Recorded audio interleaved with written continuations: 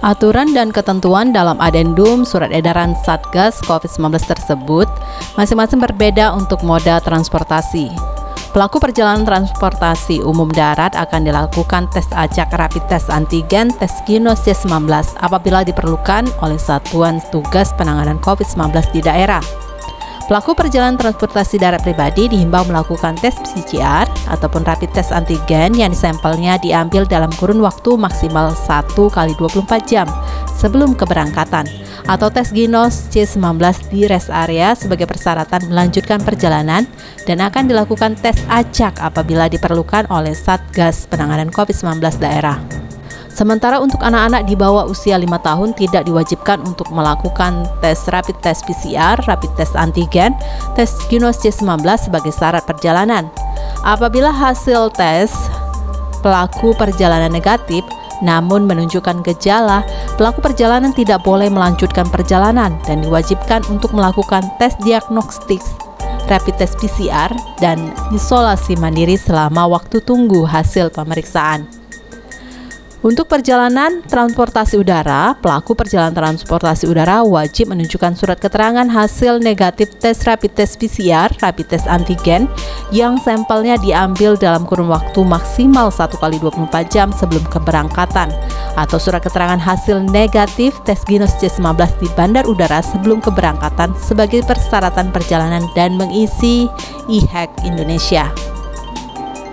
Untuk perjalanan transportasi laut, pelaku perjalanan transportasi laut wajib menunjukkan surat keterangan hasil tes negatif, tes rapid PCR atau rapid test antigen yang sampelnya diambil dalam kurun waktu maksimal 1 kali 24 jam sebelum keberangkatan, atau surat keterangan hasil negatif tes ginos C19 di pelabuhan sebelum keberangkatan sebagai persyaratan perjalanan dan mengisi e-hack Indonesia.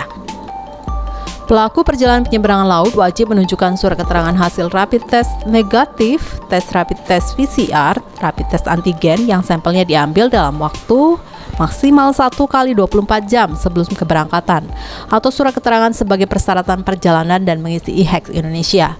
Sedangkan untuk perjalanan kereta api, pelaku perjalanan kereta api antar kota wajib menunjukkan surat keterangan hasil negatif tes rapid test PCR, rapid test antigen yang sampelnya diambil dalam kurun waktu maksimal 1 kali 24 jam sebelum keberangkatan, atau surat keterangan hasil negatif tes ginos C19 di stasiun kereta api sebelum keberangkatan sebagai persyaratan perjalanan transportasi darat.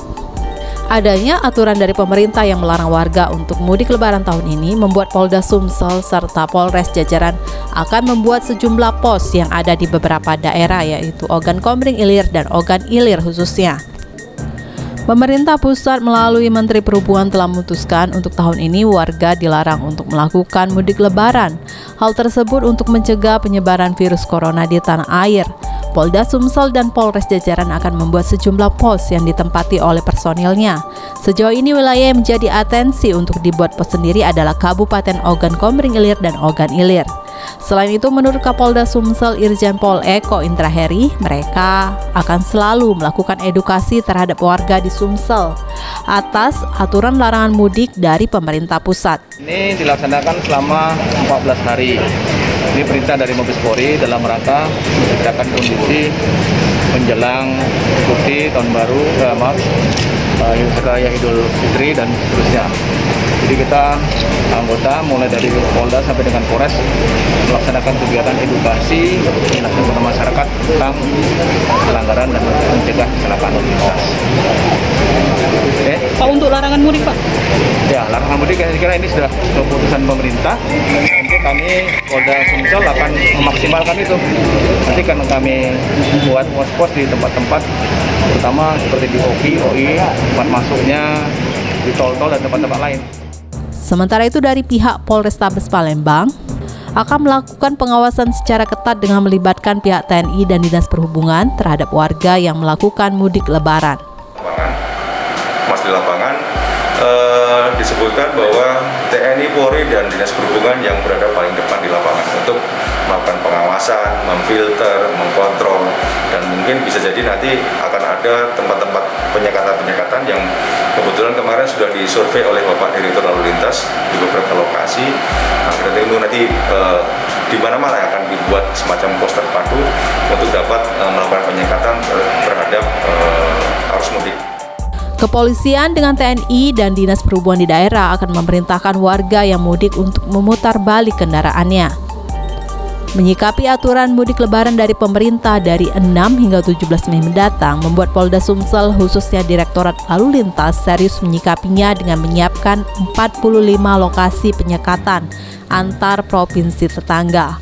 Polda Sumsel khususnya Direktorat Lalu Lintas terus bersiap terkait aturan larangan mudik lebaran dari 6 hingga 17 Mei mendatang. Salah satunya dengan menyiapkan pos penyekatan di sejumlah titik wilayah Sumsel yang jumlahnya diperkirakan sebanyak 45 pos atau bahkan bisa lebih. Selain itu, Polda Sumsel juga akan berkoordinasi dengan provinsi tetangga untuk penerapan aturan mudik lebaran.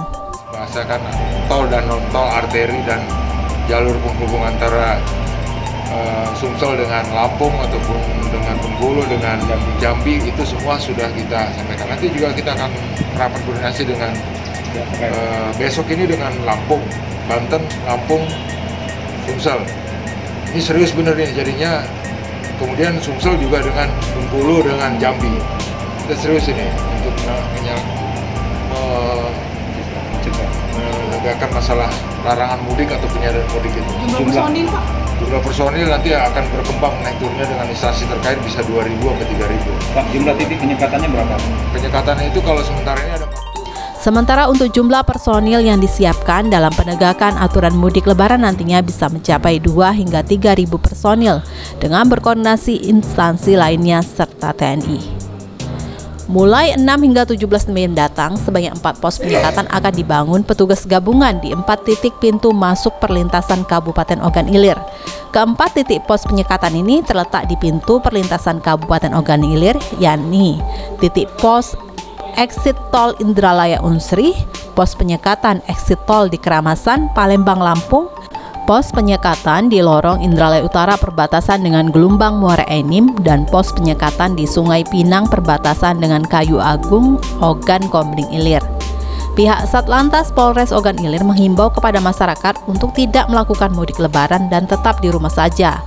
Nantinya, pos penyekatan akan memeriksa surat kelengkapan izin keluar masuk bagi ASN, TNI, Polri, dan masyarakat umum jika kendaraan yang tetap melintas di perbatasan Kabupaten Ogan Ilir. Selain itu, pihak kepolisian juga akan meminta surat vaksinasi yang sudah dilakukan bagi kendaraan yang tetap akan melintas. Pos penyekatan yang tergabung dengan pos pelayanan ini tetap dilakukan di 4 titik dari 6 hingga 17 Mei 2021 untuk meminimalisir penyebaran virus COVID-19 yang ada saat ini. Menghimbau kepada masyarakat Ogan Ilir agar pada saat Lebaran Idul Fitri ini kita tidak usah kemana-mana karena COVID-19 itu masih di dekat kita. Jangan kita bawa oleh-oleh COVID dengan keluarga kita yang usianya lebih tua. Mungkin kita kuat, dia mungkin lemah. Terus untuk pos pam dengan itu ada 4. Dan pos pam dengan penyekatan. Yang pertama itu di exit tol depan Unsri, yang kedua exit tol Keramasan, yang ketiga di Lorok, yang 4 di Sungai Pinang, Tanjung Raja.